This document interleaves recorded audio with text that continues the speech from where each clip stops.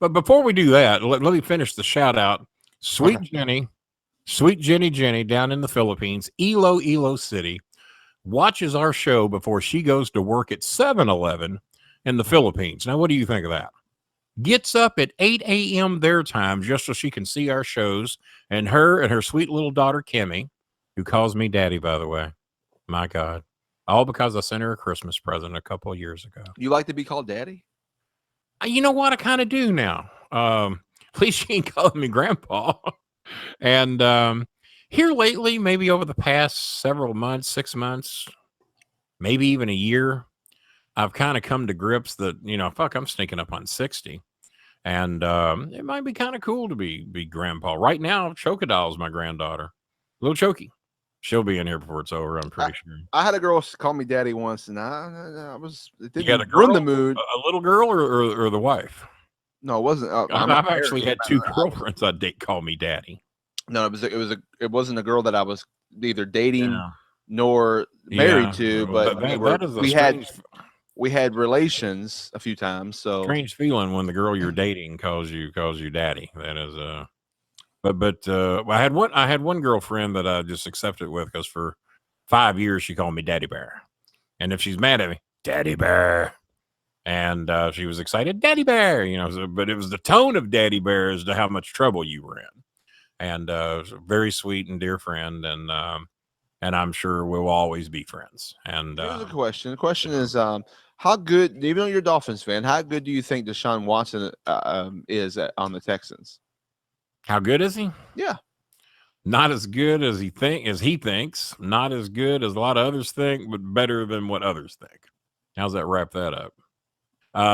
He's not as big a deal as people think he is. And plus he needs to stay. Don't he get hurt a lot? I think so. He's been hurt a lot. Yeah. Is he playing tonight? Are they playing the Texans tonight? I think the Dolphins play the Texans. Who will be playing tonight? I'm about to find out. I could be wrong. I thought I heard the Texans. Yeah, they are. Yep. Well, I'm sure he's good enough to saw our defense up. So, oh God. Next question. I thought we was at least going to make the playoffs this year, but it's not looking good.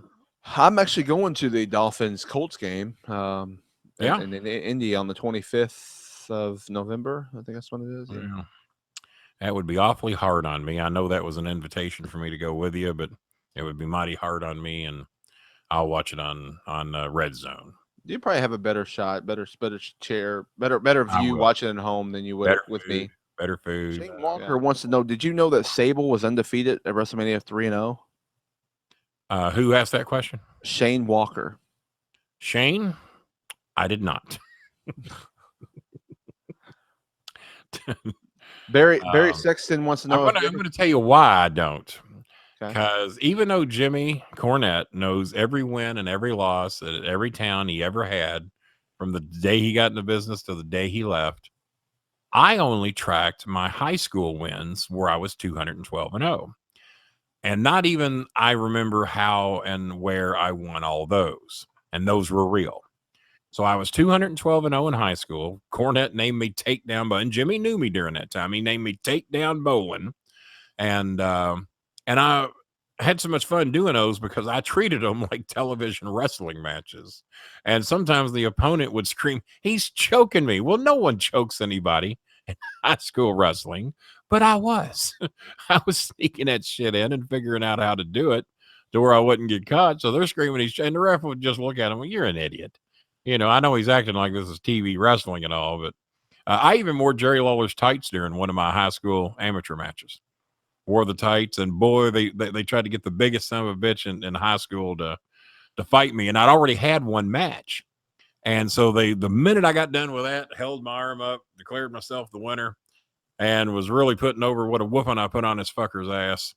Now they get the biggest country fuck in the school to now I got to fight him or wrestle him back to back, not fight, but wrestle him back to back.